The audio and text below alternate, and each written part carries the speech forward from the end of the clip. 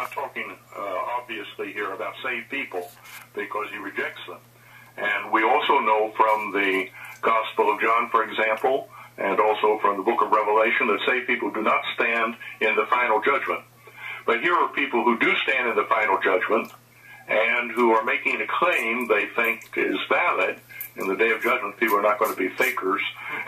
They may on earth pretend to do miracles and cast out demons, but that won't work in the day of judgment. So these people actually think they've done the things that they are claiming that they have done. We've done miracles in your name. We cast out demons in your name. And it's interesting here that the people who are speaking are evidently relying upon their works for acceptance from the Lord Jesus Christ.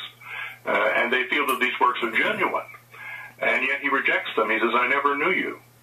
And he introduces this presentation here by the simple statement that not just saying, Lord, Lord, is sufficient to get into the kingdom of heaven, but one must do the will of my Father which is in heaven. Now, if we ask the question, what is the will of the Father in heaven for us to do in order to get into the kingdom of heaven? Right. The answer is, believe on the Lord Jesus Christ and thou shalt be saved. And every other answer is incorrect.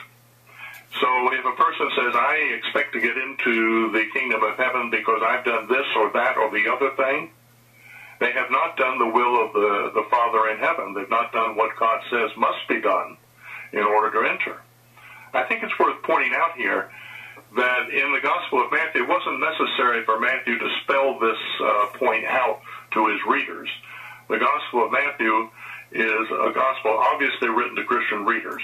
It's different in its tone and direction from the Gospel of John. It's basically a gospel about discipleship. So when a Christian audience hears you have to do the will of the Father to get into heaven, a Christian audience knows that the will of the Father is that we should believe in the Lord Jesus Christ. And so these